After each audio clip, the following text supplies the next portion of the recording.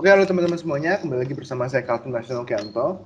Sebelumnya maaf kalau misalkan suara saya kurang jelas atau kasarnya itu bisa dibilang agak bindeng. Itu karena saya emang lagi pilot.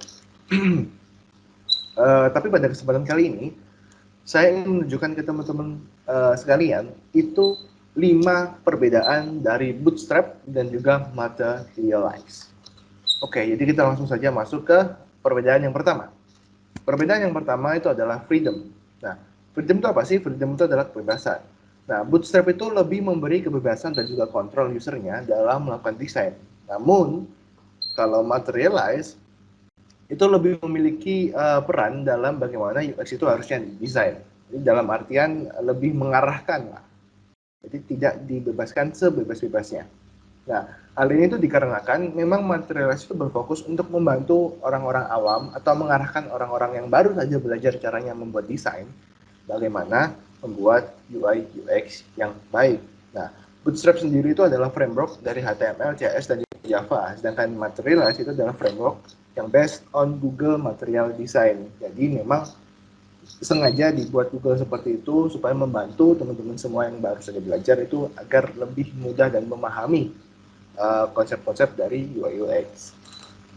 Oke, lanjut ke perbedaan yang kedua. Perbedaan yang kedua itu adalah filosofi aplikasi.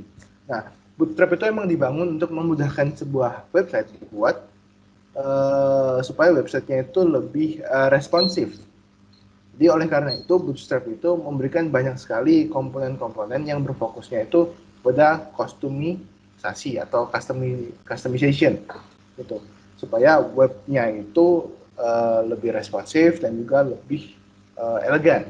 Nah, sedangkan untuk aplikasi dari Materialize, yaitu Materialize Design Lite, itu hanya memberikan kerangka-kerangka dasar saja.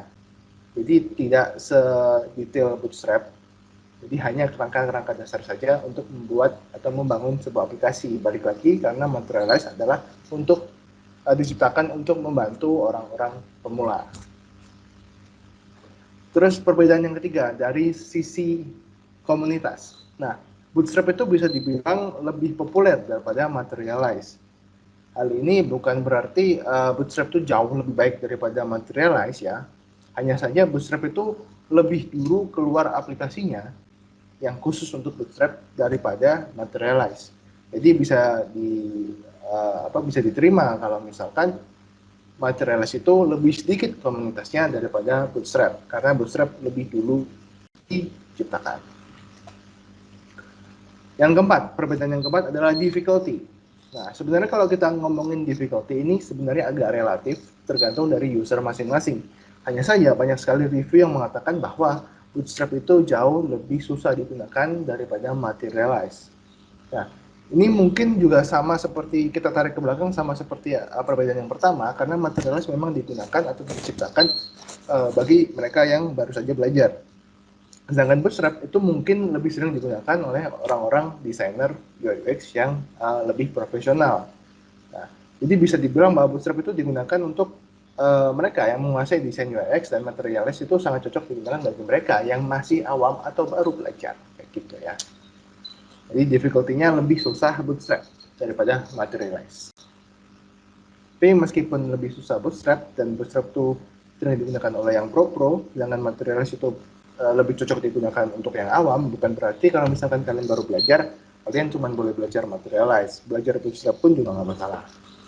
Lalu perbedaan yang kelima, yaitu dari segi desain itu sendiri.